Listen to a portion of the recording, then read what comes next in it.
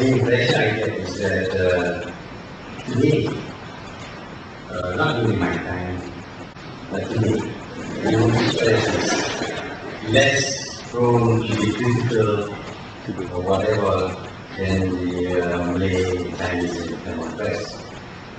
This is because the people who read, the people who are concerned, like to read the English press, so they know what is said there, what is said in the Chinese and Tamil papers are not important as they do. So what you don't know, they really won't love you. But what you know is what you have to stop. So if you say that the English press in Jakarta is mostly during Suharto's time than it is during my time, well, that would be your impression. As far as I am concerned, I was criticized quite roundly on many issues. In fact, I came to a stage where I was challenged. And a lot of things are being said, were being said during the time against me during the time when I was Prime Minister. But I don't remember banning newspapers because of that. But if they try to play up racial issues, yes, we have done so. We have withdrawn licenses again for papers, not English, I think it was Chinese paper, for publishing something that may incite racial hatred. So the law is not wrong. I try to emphasize that it's not the weapon that is wrong. It's the way it is used, the abuse of the law that is causing all the problem. So if you don't use it, the ISA or the licensing of the press, these are not bad laws. They are good laws, but they are of course open to abuse.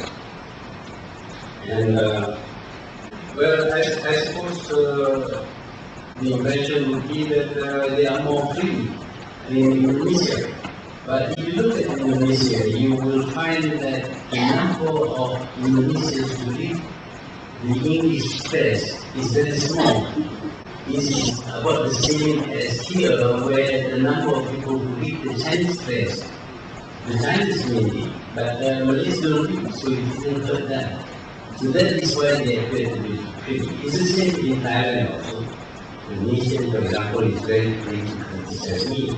So they can do it because it's in the English press, very few Thais would be reading. So whether you are free or not seems to depend on whether you have a big circle of readers.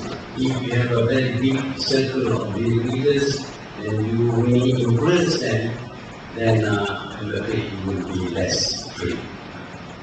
With regard to my views on the law, I did say in an interview with the Marathon magazine that it is very frustrating for lawmakers because we make the law for a certain purpose. But when it goes to the court, the legal people, the jurists, they were not interested in the purpose of the law, they were interested in the wordings of the law.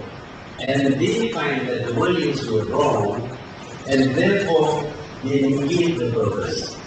So then we are left with the option of withdrawing and amending the law. But I have always believed that the purpose of the law should be taken into consideration in the interpretation of the law. When I said this, there were certain people who wanted to charge me with contempt of court. Fortunately, of course, the court themselves decided that there was no contempt. So the court was very fair to me. But otherwise, I have a problem with lawyers. I want to be aware of myself, but I have a Scottish descent. But you know, it was Shakespeare who wrote that the first thing we do, we hang lawyers. And that was a long time ago. And sometimes I feel like it also. You are a lawyer yourself, I want to hang you. Yeah, so he was responsible for drafting this law.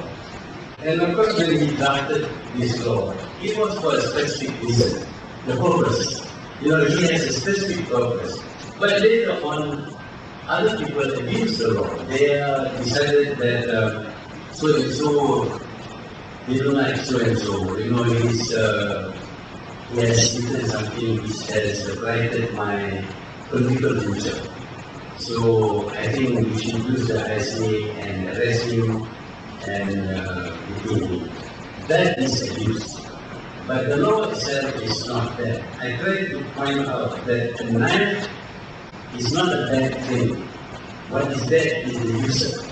If he uses it to kill people, then the knife is bad. But if he uses it to carve beautiful things, then the knife is good. So don't blame the knife. Blame the user. Don't blame the law. Blame the people who apply the law.